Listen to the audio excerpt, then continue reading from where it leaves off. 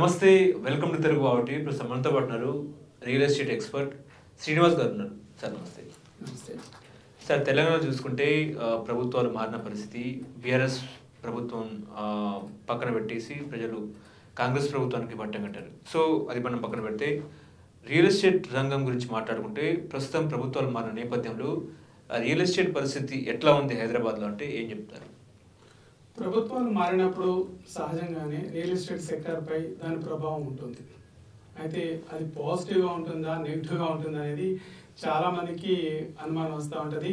ఈ టైంలో కొంత ఈ సెక్టార్లో కొంత రెసిషన్ ఉంటుంది.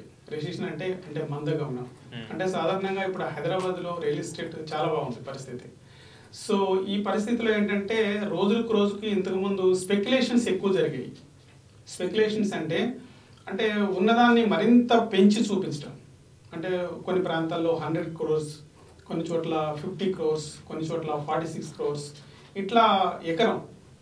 కొన్ని చోట్ల ఒక ఎకరం దాదాపు 100 కోట్లు పోయిందంటే ఇది చూసే వాళ్ళకు కూడా ఇది సహజమా లేదా అసహజమా అనిపించింది.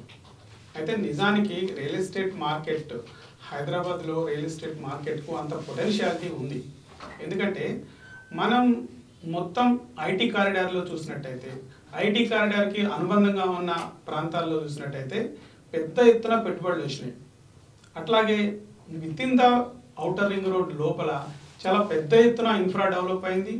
గవర్నమెంట్లు దానికి సపోర్ట్ చేసినాయి. అట్లాగే ఇన్ఫ్రాని ప్రొవైడ్ చేసినాయి, ట్రాన్స్పోర్ట్ను ప్రొవైడ్ చేసినాయి.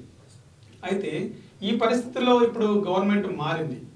గవర్నమెంట్ మారిన తర్వాత చాలామంది అనుకుంటారు గవర్నమెంట్ మారింది, మరి పాత విధానాలన్నింటినీ ఆపేస్తారా, ఇప్పుడు కొత్తగా విధానాలంటే మళ్ళా కూడా రియల్ ఎస్టేట్లో కొంత మందగమనం ఉండే అవకాశం ఉందా అని అనుకుంటారు.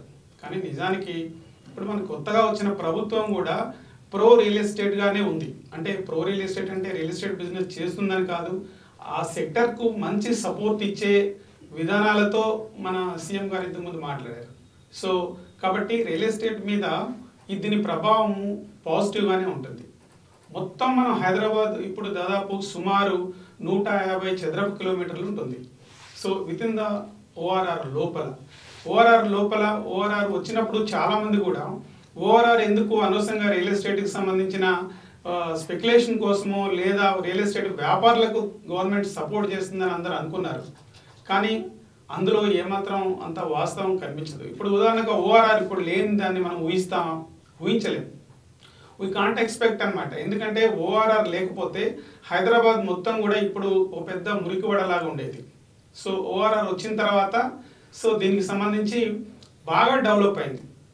అంటే ఈ ఓఆర్ఆర్ రావడానికి కూడా చాలా బ్యాక్గ్రౌండ్ వర్క్ జరిగింది. గవర్నమెంట్లు చాలా సపోర్ట్ చేసినాయి.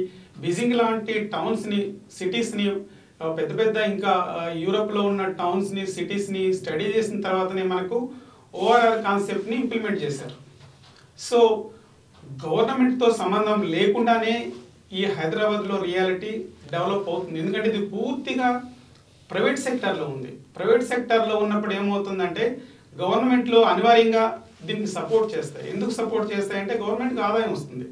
ఇప్పుడు ఓఆర్ఆర్ ఉందనుకోండి, ఓఆర్ఆర్ చుట్టుపక్కల విపరీతంగా రేట్లు పెరిగినాయి. ఇప్పుడు హైదరాబాద్ లోపల సగటు మనిషి ఎవరు కూడా ఓఆర్ఆర్ దగ్గర తర్వాత అవతల గ్రోత్ కారిడార్లో స్థలాలు కొనాలేని పరిస్థితి. ఎందుకంటే అంతగా డెవలప్ అయింది.